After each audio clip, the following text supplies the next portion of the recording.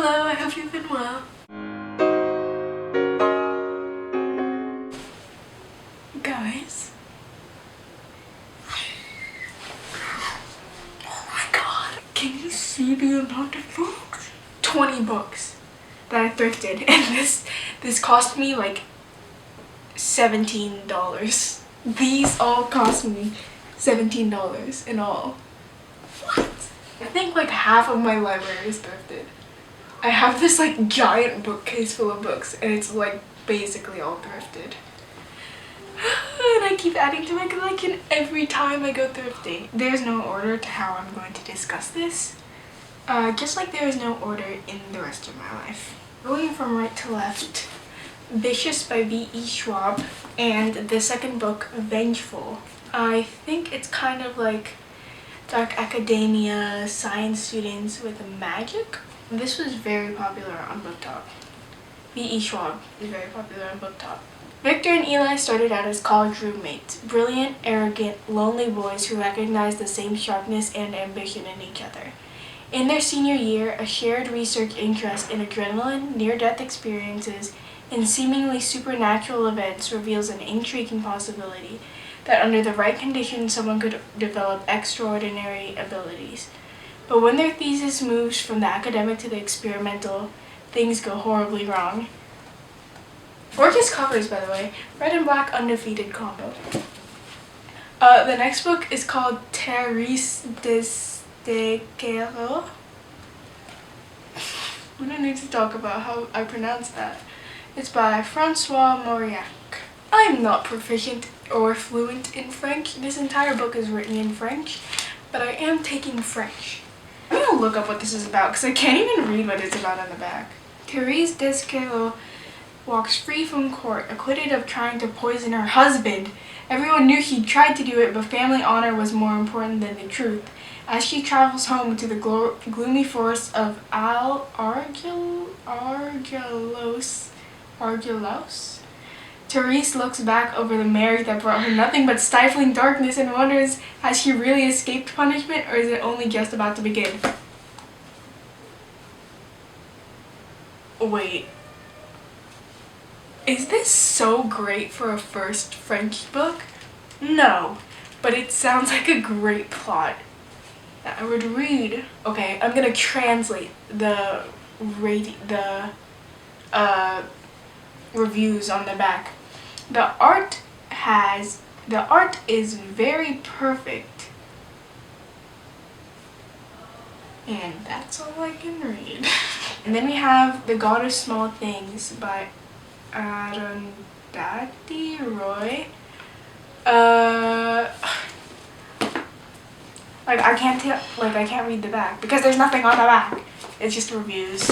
When that happens. The 7-year-old twins Estha and Rahel see their world shaken irrevocably by the arrival of their beautiful young cousin Sophie. It is an event that will lead to an illicit liaison and tragedies accidental and intentional, exposing big things that lurk unsaid in a country drifting dangerously towards unrest. I'm excited. Are you excited? This is very, very interesting cover. It's like lily pads. Very intriguing and a great title. Next is George Eliot's Silas Marner. I've been waiting to read this for so long. A like stoic father figure adopts a daughter. It's very girl dad. It's very found family. George Eliot is not a man.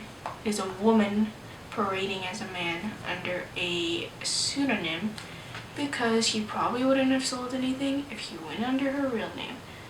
But she also wrote Middlemarch, which I tried to read and failed. That book is thick. Okay, well, none of the books actually have a summary, but it's basically about this guy who raises a young girl. Joseph Conrad's Heart of Darkness. It is about if I'm not mistaken, it does have to do with a man who is in the Congo trying to search for the infamous ivory trader, Kurtz. I think it does deal with European colonization and inhabitants. What is the word I'm looking for? I'd say colonization and use of materials and people in Africa. I've not heard a lot about it, but I'm excited to read it nonetheless. Rebecca by Daphne du Maurier. The second Miss Maxim de Winter remembered the chilling events that led her down the turning drive past the beaches, white and naked, to the isolated grey stone manse on the windswept Cornish coast. With a husband she barely knew, the young bride arrived at this immense estate, only to be inexorably drawn into the life of the first Mrs. De Winter, the beautiful Rebecca, dead but never forgotten, her suite of rooms never touched, her clothes ready to be worn, her servant, the sinister Mrs. Danvers, still loyal. And as an eerie presentiment of evil tightened around her heart, the second Mrs. De Winter began her search for the real fate of Rebecca, for the secrets of Manderley. It's quite a thick book, but such a gorgeous cover. It sounds very thriller and mystery. Romeo and Juliet, Shakespeare, no explanation needed. I don't know how I've gone so long without Romeo and Juliet in my collection. Very, very excited to read it. This is someone's old class copy. Scotty Lawler, period 3. Scotty, thank you for the book. Thank you for the donation. I mean, what else? It's Romeo and Juliet, enough said. Then my first Camus, it's The Stranger by Albert Camus. Through the story of an ordinary man who unwittingly gets drawn into a senseless murder on a sun-drenched Algerian beach, Camus explored what he termed the nakedness of man faced with the absurd. Everyone's read this already. I'm late to the party. I don't care. Very, very, very graphically interesting cover. Life of Pi by Jan Martel. This is a very, very popular book. Pi Patel, a God-loving boy and the son of a zookeeper, has a fervent love of stories and practices not only his native Hinduism but also Christianity and Islam. When Pi is 16, his family and their zoo animals immigrate from India to North America aboard a Japanese cargo ship. Alas, the ship sinks, and Pi finds himself in a lifeboat. His only companions, a hyena or an orangutan, a wounded zebra, and a 450-pound Bengal tiger. Soon the tiger has dispatched all but Pi. Can Pi and the tiger find their way to land? Can Pi's fear, knowledge, and cunning keep him alive until they do? Everyone I know loves this book. Movie, quite a popular movie as well. Animal Farm by George Orwell. It's an allegory of animals who stage a rebellion on a farm. The animals are anthropomorphic and conscious. Elements of communism. I think this is kind of railing against communism. I read 1984. 1984, very interesting. It didn't super excite me because the writing style to me was rather flat, but definitely very interesting from a political and ethical standpoint. So, Animal Farm, supposed to be great. I'm excited to read it. And then we have The Age of Innocence by Edith Wharton. The Age of Innocence is Edith Wharton's portrait of desire and betrayal in old New York. As Newland Archer prepares to marry the docile May Welland, his world is forever changed by the return of the mysterious Countess Ellen Olenska. I don't know how I feel about this book. It's very society and passion and betrayal, and I'm very scared to read this.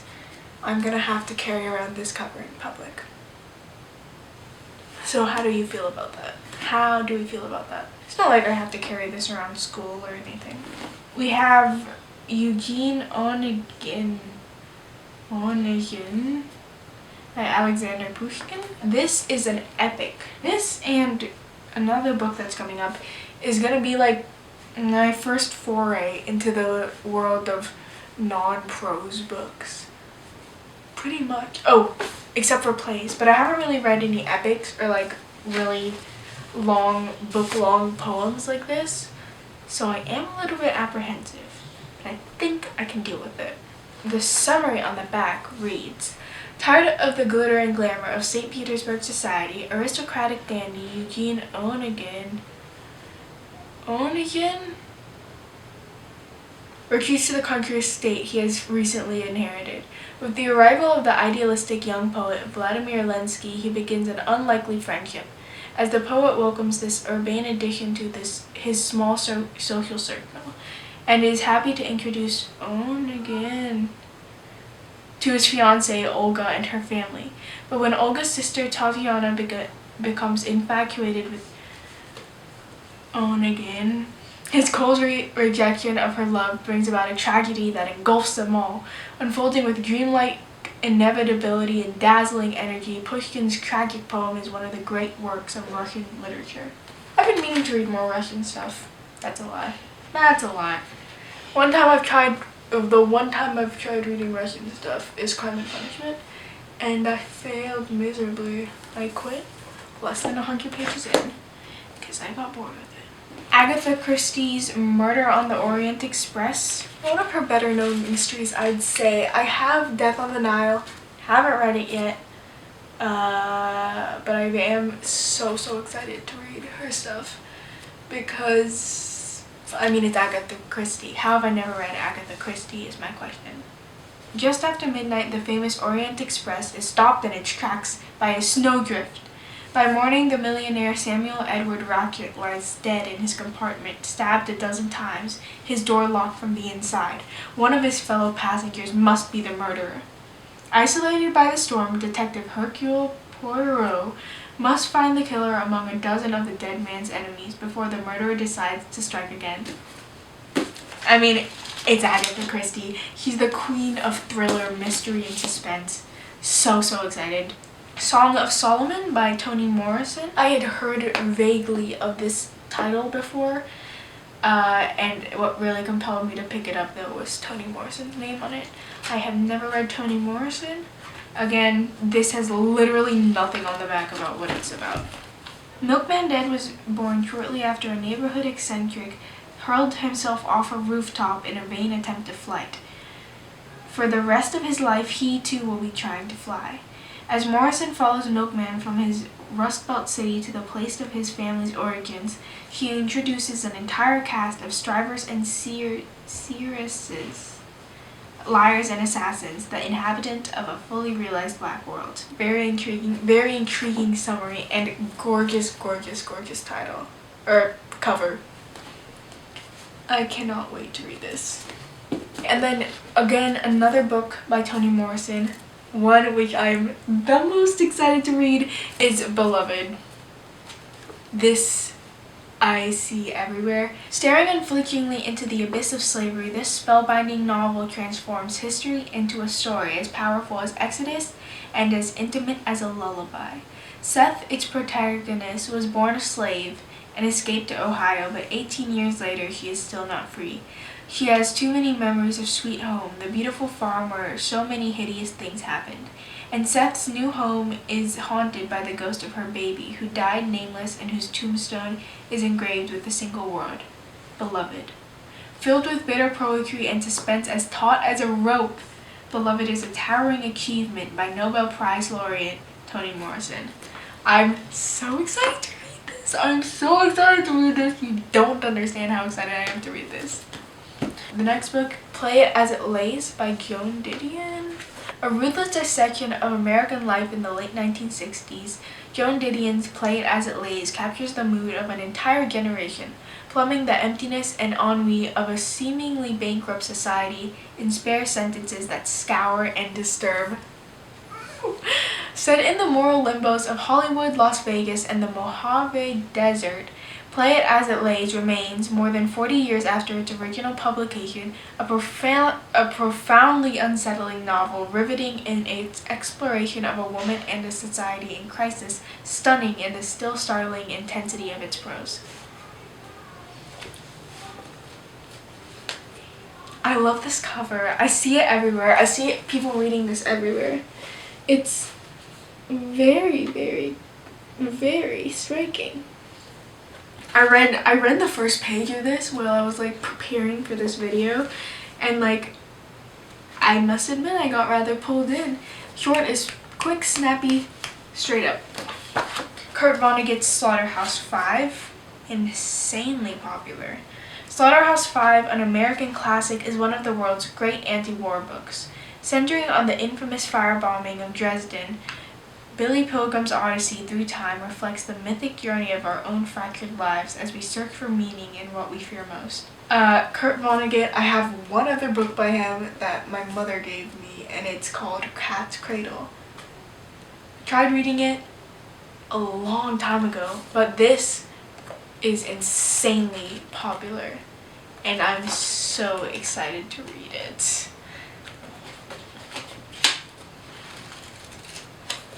The Perks of Being a Wallflower, Stephen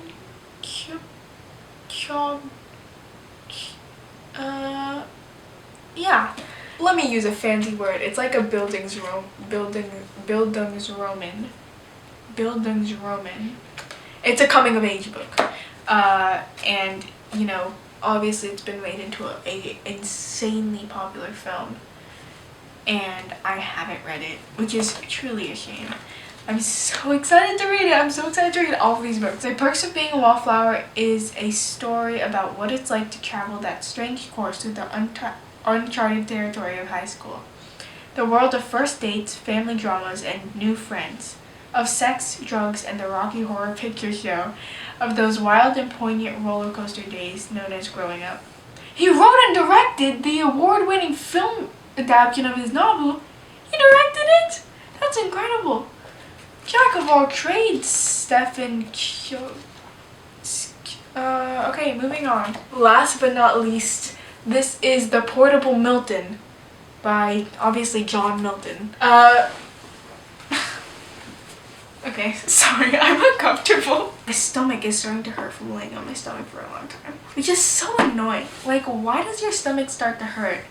I'm literally just a girl. I'm supposed to be able to lay on my stomach and kick my feet while I'm writing my diary. And then my stomach starts to hurt? Are you joking? Are you joking? To be a girl is to suffer. Hot take. Hot take, to be a girl is to suffer. You mean I can't lay on my stomach and read my silly little books and kick my feet and giggle? My stomach has to hurt from increased pressure over time? Ugh. The horror.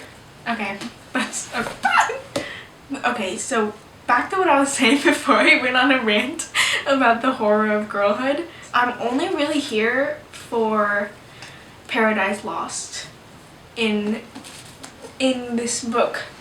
I swear to God, I have never heard of any other work by John Milton. Apparently there are some. Let me read you some of the other works that are in this compendium. Paradise Lost, Paradise Regained, Samson Agonistes, Comus, Pagatica.